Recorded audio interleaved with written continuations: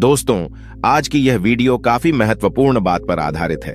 एक ऐसी बात जो लगभग हर इंसान अपने जीवन में महसूस करता ही है, और वो है मजबूरियां।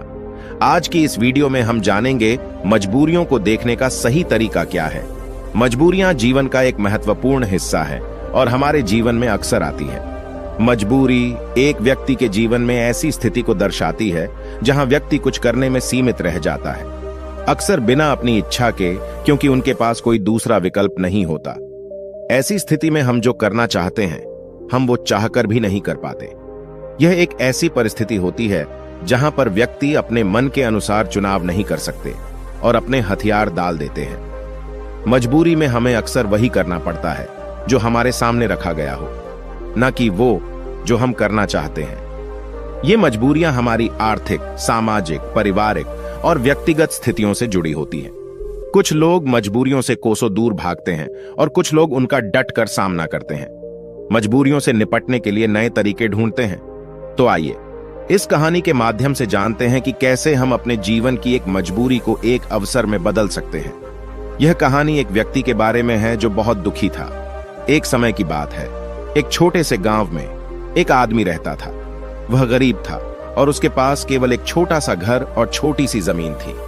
उसका जीवन कठिनाइयों से भरा पड़ा था और उसकी मजबूरी उसे रात दिन परेशान किया करती थी। अपनी पत्नी और एक बेटा होने के बावजूद वह आदमी बड़ा ही अकेला महसूस करता। वह मन ही मन सोचता रहता कि मेरे जीवन में कितनी मजबूरियां हैं। मुझे अपने घर का खर्च चलाने के लिए रोज काम पर जाना पड़ता है। अगर मैं काम नहीं करूंगा तो मेरा परिवार क्या खाएगा?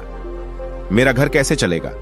मेरे बेटे के जीवन में अच्छा भविष्य लाने के लिए मुझे मजबूरन काम करना पड़ता है। उसे अपना काम एक बोझ लग रहा था और यह सोचकर वह बहुत दुखी था। एक तरफ जहां लोग उसी गांव के तालाब पर मस्ती करने आते और अपने दोस्तों के साथ सुकून भरा वक्त गुजारने आते, वहीं इस आदमी को वहां मजबूरन मछलियां पकड़नी पड़ती ताकि उसके घर के खर्चों में खाने पर होने वाला खर्च कम हो सके और उसका परिवार यह तालाब से पकड़ी हुई मछलियां खा सके। वह आदमी मजबूर था और वह अपने परिवार को खुश देखना चाहता था, पर उसकी मजबूरियों ने उसके घर से सुख और शांति को खत्म ही कर दिया था। उसे ऐसा लग रहा था कि अपने जीवन में इतने सारे कमियों के कारण वह कभी खुश नहीं रह पाएगा। एक दिन इसी बात से परेशान होकर वह एक पेड़ के नीचे बैठकर रो रहा था। तभी एक साधु उसकी ओर आ रहा था। साधु ने देखा कि उसके चेहरे पर बहुत सारे गम थे। उस साधु ने देखा कि वह व्यक्ति दुखी होकर फूट फूट कर रो रहा था। साधु ने उस व्यक्ति के पास जाकर पूछा, क्या हुआ बेटा, तुम इतने क्यों परेशान हो? उस आदमी ने साधु की ओर देखा। वह साधु साधारण कपड़ों में था और उसको देखकर व्यक्ति सोचने लगा, भला ये साधु क्या मदद कर पाएगा मेरी? व्यक्ति ने उससे कहा, तुम तो एक साधु हो, भला तुम क्या मदद करोगे मेरी? मैं पहले से ही अपनी मजबूरियों के कारण काफी परेशान हूं, तुम मुझे अकेला छोड़ दो। साधु उस व्यक्ति से कहते हैं, बेटा, इतना दुख तुम अकेले क्यों सहन कर रहे हो? मुझे बताओ क्या हुआ, शायद मैं तुम्हारा दुख दूर कर सकूं। वह व्यक्ति उस साधु से कहता है, तुम मेरा दुख दूर करोगे? तुम मेरी मजबूरियों से मुझे मुक्त कैसे कर सकते हो? तुम्हें तो खुद नहीं पता मजबूरियां क्या होती हैं। तुम्हें कौन सी मजबूरी का सामना करना पड़ा अपने जीवन में? तुम क्या जानो मजबूरी? तुम्हें किस बात की चिंता? तुम तो काम भी नहीं करते, तुम्हें किसी परिवार का ध्यान भी नहीं रखना। मुझे तो दिन रात काम करके अपने परिवार की जिम्मेदारी उठानी पड़ती है। साधु उस आदमी के कड़वे शब्द सुनकर भी शांत रहे। वह समझ गए कि यह आदमी अपने जीवन में अपने कामों और मजबूरियों को बुरा समझता है और इसी कारण यह काम को बोझ समझकर मन से किसी भी काम को नहीं कर पा रहा है। साधु हंसकर कहते हैं, बस इतनी सी बात, मैं तुम्हारी मजबूरियों को एक ताकत बना सकता हूं। तुम्हें कभी भी काम करने में बोझ महसूस नहीं होगा। तुम्हें अपने परिवार के लिए काम करना कभी बोझ नहीं मानोगे। मैं तुम्हें एक ऐसा रास्ता बताऊंगा जिससे तुम हर काम खुशी खुशी करोगे, लेकिन तुम्हें पहले मेरा काम करना होगा। क्या तुम तैयार हो? वह आदमी साधु की बातों को लेकर सोच में डूब गया। साधु ने कहा कि एक ऐसा रास्ता है जिससे वह हर काम खुशी खुशी कर सकता है और उसके बदले में केवल एक काम करना होगा। पर क्या यह सच है? ऐसा कुछ इस साधु को पता भी होगा या ये साधु बस मुझे पागल बना रहा है? आदमी ने कुछ देर सोचकर उस साधु को मना किया, ये कहते हुए कि मुझे नहीं लगता कि तुम ऐसा कुछ बता सकते हो। आदमी मना करके वापस घर लौट आया। कुछ दिनों तक तो उसके दिमाग में वह साधु की बातें घूमती रहीं। लेकिन धीरे धीरे वह उस साधु और उसकी बातों को भूलता गया।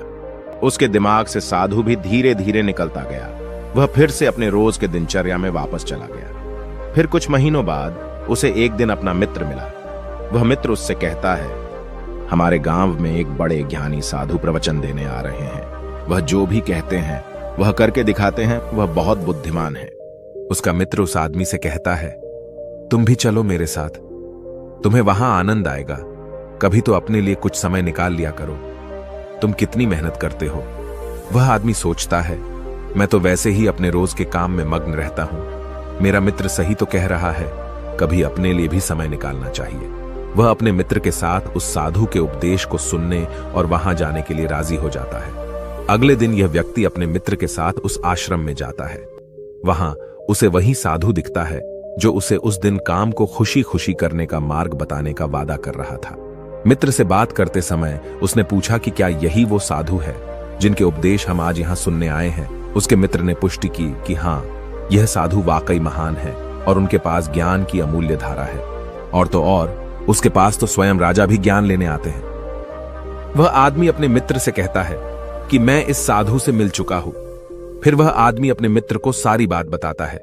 उसका मित्र पूरी बात सुनकर कहता है, अगर यह साधु ने तुम्हें वचन दिया है तो अवश्य ही वो उसे पूरा करेंगे। तुम्हें उनसे फिर से मिलना चाहिए। आदमी फिर मन ही मन यह सोचता है कि क्या मेरा अब उनसे मिलना ठीक रहेगा। मैं उन साधु के पास जाऊं कि नहीं, वह मेरे बारे में क्या सोचेंगे। परंतु अब उसके मन में यह विश्वास था कि वह साधु उस दिन उसे पागल नहीं बना रहे थे।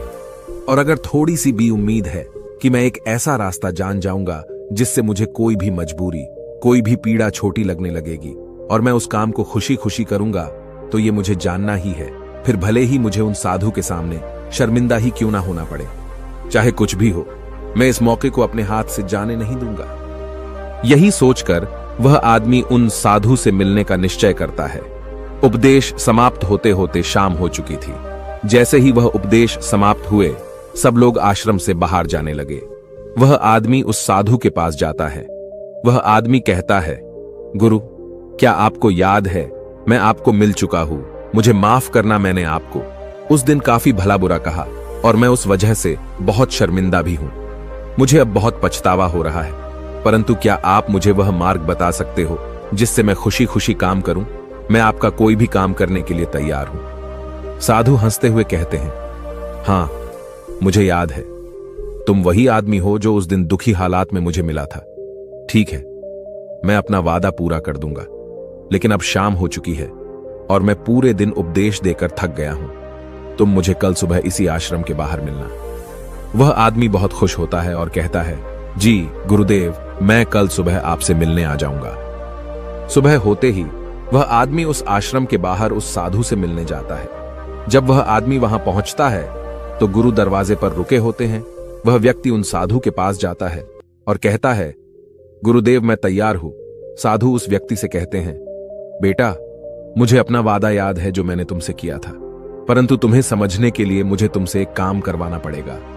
वह आदमी उस साधु से कहता है, जी गुरुदेव, मैं कुछ भी करने के लिए तैयार हूं। आपका काम क्या है जो मैं कर सकता हूं, मुझे बताइए। वह साधु उसे पास के तालाब के पास ले जाते हैं। वहां एक बड़ा सा पत्थर था जो पानी के बहाव को रोककर बैठा था। साधु उस व्यक्ति से कहते हैं, बेटा, क्या तुम्हें यह पत्थर दिख रहा है जो पानी के बहाव को रोककर बैठा हुआ है। व्यक्ति कहता है, जी। फिर साधु कहते हैं, तुम्हें इस पत्थर को यहां से हटाना है। जैसे ही तुम इस पत्थर को हटाओगे, तुम्हें तुम्हारे प्रश्नों के उत्तर मिल जाएंगे। व्यक्ति कहता है, लेकिन गुरुदेव, यह कैसे मुमकिन है? यह तो इतना बड़ा पत्थर है, मैं इसे कैसे हटाऊंगा? और फिर इस पत्थर को हटाने से मेरे जीवन की मजबूरियां कैसे हट जाएंगी? मुझे कुछ समझ नहीं आ रहा। साधु कहते हैं, तुमने कहा था कि तुम मेरा कोई भी काम कर दोगे।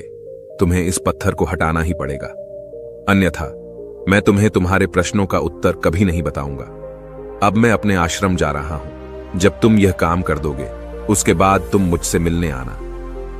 इतना कहकर साधु अपने आश्रम की ओर बढ़ गए। उस आदमी ने सोचा, मुझे यह समझ नहीं आ रहा है कि गुरुदेव मुझे इस पत्थर को हटाने का काम क्यों दे रहे हैं, लेकिन जो कुछ भी हो, मेरे समस्याओं का हल तो मुझे चाहिए। मैं अपने जीवन से बहुत दुखी हूं और अगर मुझे इस पत्थर को हटाने से मुझे गुरुदेव उत्तर बता देंगे तो ठीक है। गुरुदेव अगर मुझे यह करने को कह रहे हैं तो इसमें जरूर कोई बात होगी। इतना सोचकर उस आदमी ने उस पत्थर को अपने हाथों से हटाने का प्रयास शुरू किया, लेकिन वह पत्थर इतना विशाल और भारी था कि वह थोड़ा भी नहीं हिला। कुछ देर बाद थक हार कर उसने अपने पीठ के बल पर लेकर फिर से प्रयास किया, उस पत्थर को हटाने की कोशिश की। उसने देखा कि वह पत्थर थोड़ा सा अपनी जगह से हिल गया, पर जैसे ही वह थोड़ा सा सीधा हुआ, वह पत्थर फिर से अपनी जगह पर वापस आ गया। उस आदमी का आत्मविश्वास टूट गया। वह मन ही मन सोचता है कि यह कैसा काम दिया है मुझे इस साधु ने, यह पत्थर तो हिलने का नाम भी नहीं ले रहा। बाहर बहुत धूप थी और वह आदमी पसीने में भीग जाता है। वह आदमी बीच में ही रुक जाता है, पर फिर उसे उन साधु की शर्त याद आती है, जिसके मुताबिक अगर वह उनका काम नहीं करेगा तो उसे वह नहीं मिलेगा जो वह चाहता है। यह काम करना भी एक प्रकार की मजबूरी ही थी। काफी समय बीत जाने के बाद उस आदमी ने पास में ही एक पेड़ देखा और उसे उस पेड़ को देखते ही एक तरकीब सूझी। उसने सोचा, क्यों ना मैं एक लकड़ी के टुकड़े को पत्थर के नीचे फंसाकर उस लकड़ी पर अपना वजन रखूं। इससे मुझे कम जोर लगाना होगा और लकड़ी बड़ी और मजबूत होने के कारण उसका परिणाम ज्यादा होगा। वह आदमी तुरंत ही एक बड़ी और विशाल लकड़ी तोड़ने में लग जाता है। जैसे तैसे उस आदमी ने एक बड़ी लकड़ी उस पेड़ से निकाली, उसके सारे छोटे टहनियां और पत्ते को तोड़कर एक सीधी लकड़ी तैयार की जो वह इस्तेमाल कर सके। फिर उसने उस पत्थर के अगल बगल एक खड्डा खोदा जहां वो उस लकड़ी को डाल सके। उस आदमी ने लकड़ी का एक छोर उस पत्थर के नीचे फंसाया और फिर वह आदमी अपने हाथों में 2 बड़े पत्थर लेकर उस लकड़ी के दूसरे छोर पर बैठ गया और देखते ही देखते वह पत्थर अपनी जगह से हट गया और पानी का बहाव फिर से चालू हो गया। वह आदमी बहुत खुश हुआ, उसे आत्मविश्वास महसूस हुआ। वह दौड़ता हुआ उन साधु के पास गया और कहा, गुरुदेव मैंने कर दिखाया, मैंने उस पत्थर को हटा दिया और मैंने अपना वचन भी पूरा कर दिया। साधु पूरी बात उस आदमी से सुनने के बाद कहते हैं, तुमने अच्छा काम किया, मेहनत की, तुमने तरकीब भी निकाली और तुमने अपने दिमाग का भी इस्तेमाल किया, लेकिन मुझे एक बात बताओ, क्या तुम्हें लगा था कि तुम ये काम कर पाओगे? आदमी कहता है, नहीं गुरुदेव, मुझे नहीं लगा था कि मैं इतना बड़ा पत्थर हटा पाऊंगा। साधु पूछते हैं, क्या लगता है तुम्हें, तुम ये सब क्यों कर पाए? आदमी जवाब देता है, क्योंकि यही आपकी शर्त थी, अगर मैं नहीं करता तो मुझे अपना जवाब कभी नहीं मिलता। साधु कहते हैं, तो तुम यह कह रहे हो कि यह काम करना तुम्हारी एक मजबूरी थी? आदमी कहता है, हां, लेकिन आप वही वही क्यों पूछ रहे हो? इस पर साधु कहते हैं, मैं तुम्हें यही तो समझाना चाहता था। जिस तरह आज तुम्हारे सामने वह पत्थर हटाने की मजबूरी थी, इसी तरह तुम्हारे जीवन में भी तुम्हारे सामने कई मजबूरियां आएंगी। साधु आगे कहते हैं, मजबूरियां ही तुम्हें वह काम करवाती है जो तुम्हें नहीं लगता कि तुम वह कर सकते हो। तुम्हारी मजबूरियां तुम पर बोझ नहीं है, बल्कि मजबूरियों के कारण तुम जिंदा भी हो। तुम खुद सोचो, अगर तुम्हारे ऊपर मजबूरियां ना होती और काम करके अपने परिवार के लिए कमाई करने की कोई पाबंदी ना होती, तो क्या तुम अपने घर से बाहर भी निकलते? नहीं ना, तुम एक ही जगह बस आराम से बैठे रहते। लेकिन क्या ऐसा आराम करना ठीक है? क्या तुम्हारे शरीर में बीमारियां नहीं आ जाती? तुम अपनी मजबूरियों के कारण काम करते हो, जिससे तुम स्वस्थ और तंदुरुस्त रहते हो। जहां तुम पहुंचना चाहते हो, ये मजबूरियां ही तुम्हें वहां का रास्ता दिखा सकती है। वह हमें बताती है कि हमें क्या करना चाहिए उस लक्ष्य तक पहुंचने के लिए। तुम्हारी समस्या यह नहीं है कि तुम्हारे ऊपर मजबूरियां हैं, बल्कि तुम्हारी समस्या यह है कि तुम उन मजबूरियों को एक बोझ समझ रहे हो। हमारी मजबूरी हमारे लक्ष्यों को प्राप्त करने में हमारे लिए एक माध्यम बन सकती है और हमें नए दिशाओं में ले जा सकती है। जैसे कि तुमने लकड़ी का उपयोग किया ताकि उस पत्थर को हटा सको, ऐसा ही कुछ हमारे साथ जीवन में भी होता है। जब हमसे ऊंचे स्तर के लोग, जैसे कि हमारे बॉस या फिर माता पिता या फिर कोई गुरु, हमें कोई कठिन काम देते हैं तो हमें लगता है कि यह काम हमारे लिए बहुत मुश्किल है। उदाहरण के रूप में, जब हमारे बॉस हमें एक बड़े और कठिन काम को संभालने का काम देते हैं, या जब तुम्हारे व्यापार में कोई विरोधी व्यापारी तुम्हारी तकलीफें बढ़ा देता है जो तुम्हारे लिए मुश्किल होता है, तो तुम कैसे उसका सामना करोगे? अक्सर हम नहीं चाहते कि ऐसी समस्याएं हमारे सामने आएं, लेकिन सच्चाई तो यह है कि वह हमारे सामने है और हमें हमारे लक्ष्यों को प्राप्त करने से रोक रही है। क्या लगता है आपको, ज्यादातर लोग इस स्थिति में क्या करते होंगे? बेशक कोई नहीं चाहता कि वो संकट में आए, लेकिन जब एक विशाल समस्या उनके सामने खड़ी होती है ऐसी कठिन समस्याएं जो उन्हें परेशान करती हैं। तब क्या करते होंगे लोग? जब भी हमारे जीवन में विशाल और भयानक समस्याएं आती है तो हकीकत में वह हमसे सवाल पूछती है, क्या तुम इस लक्ष्य के काबिल हो? क्या तुम इस परीक्षा का सामना कर सकते हो? आप क्या करोगे? क्या होगा आपका उत्तर इस प्रश्न पर? क्या होता है जब आपके सामने एक समस्या खड़ी हो जाती है जिसका समाधान आपके लिए मुश्किल होता है? क्या आप भाग जाएंगे? क्या आप अपने लक्ष्य को किस्मत के हाथों छोड़ देंगे? अगर हम इतिहास की ओर देखें तो हजारों लोगों ने इन सारे प्रश्नों का उत्तर ना में दिया। उन्होंने अपने हथियार डाल दिए, अपने लक्ष्य को छोड़ दिया, सिर्फ इसलिए क्योंकि उनके सामने एक बड़ी समस्या आ गई थी। ऐसा हम आज के युग में भी करते हैं। हम हार मान लेते हैं। हम अपने उच्च स्तर के लोगों को पागल तक कह देते हैं कि क्या सोचकर मुझे यह काम सौंपा गया, यह काम तो किसी से भी नहीं होने वाला। या फिर हम अपने लक्ष्य को त्याग देते हैं यह कहकर कि शायद यह लक्ष्य मेरे भाग्य में ही नहीं है। लेकिन इतिहास के कुछ लोगों ने इस प्रश्न का उत्तर हां में दिया। वे डटकर खड़े हुए और समस्या के आंखों में देखकर उसका समाधान निकाला। वह कुछ बड़ा कर पाए उसी समस्या के कारण, और सच कहूं तो वो महान व्यक्ति आज उस मुकाम पर कभी नहीं पहुंच पाते। अगर उनके सामने वह समस्या नहीं आई होती तो उनकी समस्याओं ने उन्हें बड़ा बनाया, उन्हें मजबूर किया नए रास्ते ढूंढने में, कोई ऐसा रास्ता जो आज तक किसी ने नहीं सोचा था। बड़े और महान लोग भी अक्सर अपनी समस्याओं से जूझते हैं और उन्हें पार करने के लिए नए रास्ते ढूंढते हैं। समस्याएं हमें मुश्किल में डालती हैं और हमें मजबूर करती है नए रास्तों की तलाश करने में। यही तरीका है जिससे हम अपने लक्ष्यों को हासिल कर सकते हैं और अपने जीवन को सफल बना सकते हैं। और यही सही तरीका है हमारी मजबूरियों को देखने का। जब तुम्हारी नजर अपने लक्ष्य पर होगी तो तुम्हें अपनी समस्याएं छोटी लगने लगेगी। इसीलिए मजबूरियां अच्छी होती हैं। तो अगली बार जब तुम किसी मजबूरी में खुद को पाओ तो खुश हो जाना, क्योंकि यह एक मौका है तुम्हें अपने आप को साबित करने का और उसी दौरान वह बनने का जो तुम पहले कभी नहीं थे। दोस्तों, आपने आज के इस वीडियो से क्या सीखा वह मुझे आप कमेंट में बता सकते हैं। इसी के साथ में उम्मीद है कि आपको आज की वीडियो पसंद आई होगी। तो इस वीडियो को उस इंसान को शेयर करें जिसे इसकी सख्त जरूरत है, और उसी के ठीक बाद चैनल को सब्सक्राइब करें। तो चलिए फिर मिलते हैं ऐसी एक और नई वीडियो में। तब तक के लिए अपना ख्याल रखें। धन्यवाद और नमो बुद्धाय।